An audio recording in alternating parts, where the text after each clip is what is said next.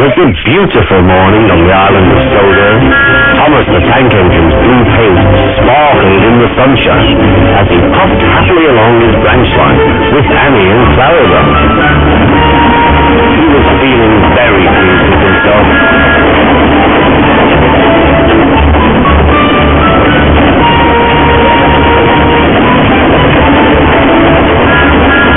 "Hello, Thomas," whistled Percy. "You look splendid." "Yes, indeed," boasted Thomas. "Blue is the only proper color for an engine." "Oh, I don't know. I like my brown paint," said Toby. "I've always been green. I wouldn't want to be any other color either," added Percy. Well, anyway, huffed Thomas, blue is the only color for a really useful engine. Everyone knows that. Percy said no more. He just grinned at Toby. Later, Thomas was resting when Percy arrived. A large hopper was loading his trucks full of coal. Thomas was still being cheeky. "Careful," he warned. "Watch out with those silly trucks." Go on, muttered the truck. "And by the way," went on Thomas, "those hoppers don't look very safe to me." The last load poured down. "Help! I'm choking!" cried Thomas. "Get me out!" Percy was worried. He couldn't help laughing. Thomas's smart blue paint was covered in coal dust from smoke box to bunker. "Ha ha," chuckled Percy. "You don't look really useful now, Thomas. You look really disgraceful." "I'm not disgraceful," choked Thomas. "You did that on purpose. Get me out."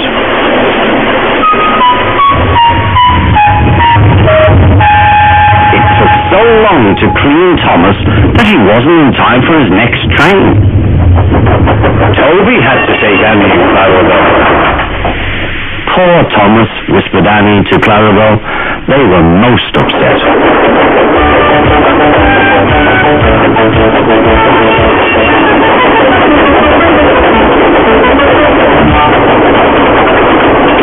Thomas was grumpy in the shed that night. Toby thought it a great joke, but Percy was cross with Thomas for thinking he had made his paint dirty on purpose. Fancy a really useful blue engine like Thomas becoming a disgrace to the Fat Controllers Railway. Next day, Thomas was feeling more cheerful as he watched Percy bring his trucks from the junction. The trucks were heavy and Percy was tired.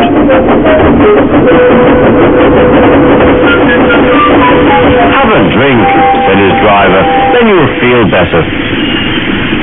The water column stood at the end of the side of the unsafe buses.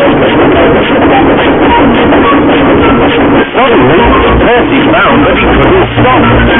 The buses didn't stop him either. "Oh!" wailed Percy. "Help!" The buses were broken and Percy was wheel-deep in coal. It was time for Thomas to leave. He had seen everything. Now Percy has learned his lesson too, he chuckled to himself.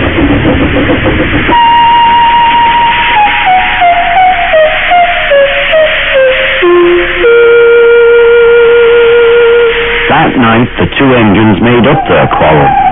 "I didn't cause your accident on purpose, Thomas," whispered Percy. "You do know that, don't you?" "Of course," replied Thomas, "and I'm sorry I was cheeky. Your green paint looks splendid again too. In future, we'll both be more careful of coal."